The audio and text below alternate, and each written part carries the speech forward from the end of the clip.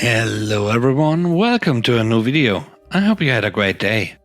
Today we are looking at some new malicious compliance stories. I hope you enjoy the video. The first story is called You Don't Need Me? I've worked for my company for 7 years. I love it, it's a great place. Except for my boss.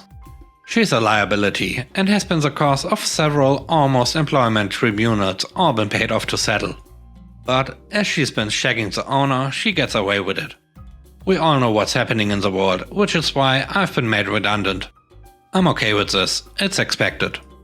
I was furloughed, and since coming back part-time I knew it was likely to happen. But as I mentioned, my boss is a jerk. Well, she told me that she wouldn't be able to pay my notice out because she needs all my help while she has it. Well, that to me was a kick in the teeth. Why am I redundant but you need me? I'm only working 2 days a week, but as it's my notice period, I'm paid for the full week. It's agreed I work Tuesday and Friday. Fine. I allow all my emails to build up from her with her requests for things. She doesn't know where things are. She needs this information immediately. Nope, I'm working from home and don't have a company-issued mobile, so she can't force a call. Here is where my malicious compliance starts. I get the work done as soon as she sends it over. But I don't send it back until the last 10 minutes of my working day. She is then slammed by emails from me and has to go through them to find what she needs. And just to make it fun, sometimes I send her random things that she may need once I'm no longer there. It is usually just junk mail, vaguely relevant to our industry that I would have normally deleted. It's only been 2 weeks, but her exasperation is rising and she has another 5 weeks before my notice is up. I'm doing my job, so she can't say anything about it. I'm just being very conscious of doing a good job and only sending things when I'm sure they are ready. The next story is called Teacher Compliance. My dad recently retired from over 25 years as a high school photography teacher. Before he got into teaching, he co-owned a photo studio and has experience in so many types of photography. This includes food photography, like when you see ads with pictures of food in them. At the end of every year, we of course had finals days. Classes would be blocked, so would therefore be 2 hours long to give enough time for students to complete final exams. Our high school was very strict about what could be done on those days. One of those stipulations was no parties allowed. Teachers were allowed to show a movie, if subject related. Every teacher also had to have a test to complete on that day. My dad decided to have a little fun with those rules. Because of his extensive and proven experience in food photography, he decided to set up a lecture and test on the subject. He asked that everyone in class bring food in on the last day. There was a sign-up sheet to ensure we had variety and had certain items that would be needed. 2 things that were always required were mashed potatoes and vanilla ice cream. Other things people brought were drinks, cookies, pasta salads, cheese and crackers, and so on. He made sure to have everything set up in the studio beforehand, so the lecture would not take very long. The first thing he did when class started was to take a scoop of ice cream and a scoop of mashed potatoes and stick them in front of a studio light. He would spend 5 to 10 minutes talking about how to photograph food and what types of tricks photographers use to make food look better in pictures. By the time he finished explaining this, the ice cream was in a puddle and the mashed potatoes were still solid and shaped like a scoop of ice cream. It was easy to see his point. Next, he had everyone partner up with a camera. Each student had to choose a food item to photograph and set it up at one of the stations in the studio. There were several stations, so everyone made it through in 15 to 20 minutes tops. Everyone always got a perfect score on this test. Once everyone was done, he'd throw on a movie that at least barely touched the subject of photography, even if for only a scene or 2. If the dean or principal happened to walk in, he'd pause the movie so the class could analyze the angles used in shooting the film and talk about how film was similar to still photography. Of course, everyone would have to eat the food too, because it would be such a waste to get rid of perfectly good food. The administration could never fault him for any of this because he wasn't technically breaking any rules since he provided instruction on a relevant topic and had a graded assignment. I hope you enjoyed today's video so far. If you want more content, please subscribe to the channel. And if you like the video, don't forget to press the like button. It really helps. And now, on to the next story. The third story is called Set My Priorities. So this happened about a year or so ago. I used to work as the residential manager of a house for people with special needs. I had previously worked in direct care and managed a house with a different agency. But I moved to this new agency for a variety of different reasons. I've always worked in this field, I still do, and consider it my calling. It's a very difficult work managing the house. You not only have to remember everything about each of the residents referred to as the guys, but you also have to set the staffing schedule. Now, according to Karen, my boss's boss, I had been hired to fix this house up. The house had only been open for about a year, and the guys had just met when they moved in, so they didn't know each other very well and were constantly making each other angry. Most staff members weren't sure how to work with them due to the lack of training and lack of understanding of their unique personalities. So they just kinda let the guys do whatever they wanted. Beyond that, there was no accountability. For example, there was a house credit card that was to be used for food and another to be used for items like soap and cleaners. There was no way to keep track of purchases because staff hadn't been trained on how to sign the cards in and out, how to store receipts, and what to do with the card locks. Needless to say, the house was a mess from a managerial standpoint when I got there. And they had gone through 6 managers in the 1 year they had been open. As soon as I took the position, I began learning everything I could about the guys. And I subsequently trained my staff on what I learned. I also set concrete processes of documenting money spent, med administration, and training logs.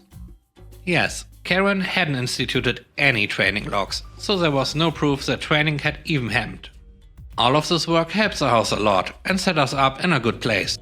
But it came at the price of almost all of my free time. I ended up routinely working between 70 and 100 hours every week without any overtime pay. Karen said that she would be there to step in if Dan, my boss, and I needed something, but never once helped. Now, all of that was basically just to say that I put in work for the job. Here's where Karen comes in. I want to start by saying that Karen is beautiful, like really beautiful. So beautiful in fact that her boyfriend in corporate just had to give her a director's position as soon as they started dating. That's a different story though. Anyway, Karen had a habit of flirting and making it very obvious that she was doing so.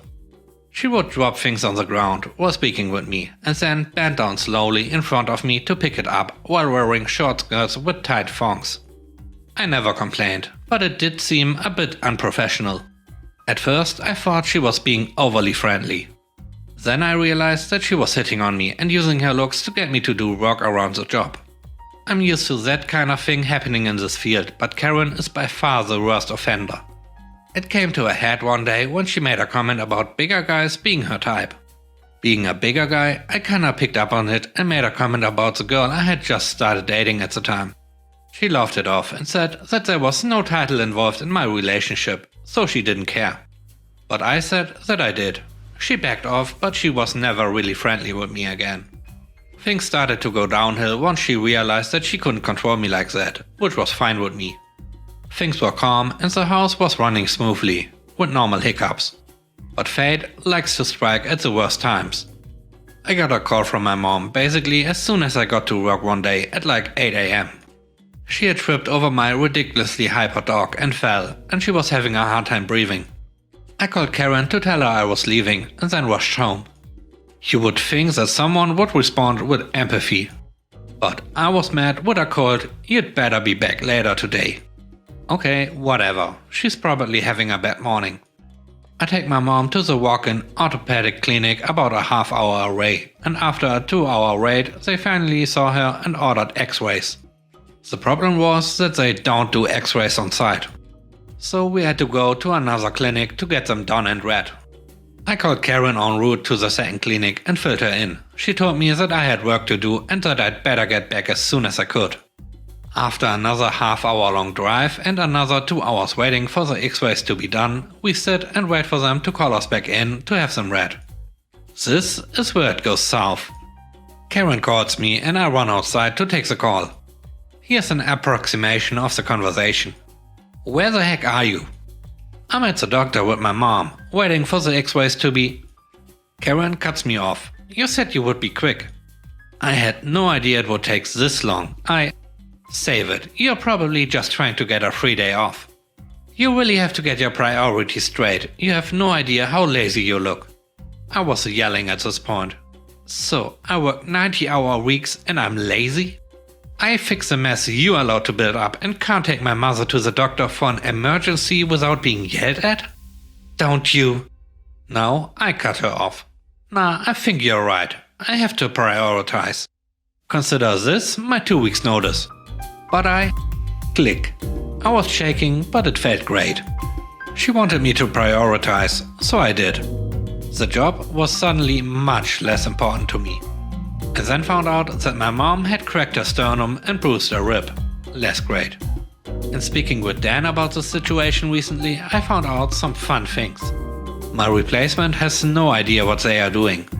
They show up drunk and high, have no idea how to relate to the guys, and the staff don't respect them at all. My replacement's incompetence cost Dan his job. All of the work I had done to set up the systems for money management and medication administration was just tossed because replacement didn't want to keep up with it. So everything is back to the way it was before I got there. Half of the staff left, and the new staff have no idea what they are doing because there is, once again, no training for them. It's gratifying to know that the work I was doing was so necessary. But I do feel bad about the guys and think about them often. The last story is called How to Deal with Them. This isn't something that happened to me, but a story an old coworker told me that has stuck with me for years. The details might be a little off because it has been so long, but the important parts are stuck in my head forever. My coworker used to work for a local battlefield that often had celebrations. Because this is a national park, the event staff, or whatever they are called, were considered federal employees. Therefore, they could not discriminate against what organizations were allowed to set up tables at events. For context, this takes place in a very rural area and on a Civil War battlefield. The 4th of July rolled around one year, and my old coworker was in charge of setting up tables and assigning them to the different organizations that had reserved spots. The 4th of July is the largest celebration at the battlefield every year, with loads of people coming from out of state for the famous fireworks and orchestra. Well, my coworker starts setting things up with their team and realizes the KKK reserved a table. Again, they couldn't deny them a table because they are federal employees. My coworker then decides to get his team to rearrange all of the porta potties so that they form a long aisle, with one end facing away from the festivities and backing up against the fence. He then places a table at the very end of the aisle. Keep in mind, it's early July and sweltering, and hundreds of people are going to be using these toilets all day. There's literally no other public place for a few miles minimum they could go to use the toilet. And everyone's eating hot dogs and stuff. Representatives from the organization start coming, and they all come up to one table to sign up. Everyone else just gets a number and can find their table that way, since all but one table are in the same area. When the gross KKK guys get there, my coworker comes over and shows them to their spot personally. They start cursing and asking my coworker what's going on, but he just showed them to their table and left. The monsters stayed for a few hours. But once it got hot and people started using the bathroom, they packed up and left. My coworker said he kept walking past the aisle of porta potties all day, grinning at them. Thanks for watching the video. I hope you enjoyed it. If you did, please consider subscribing to the channel for more content. Let me know what you think about the stories in the comment section below. Have a great day. Bye bye.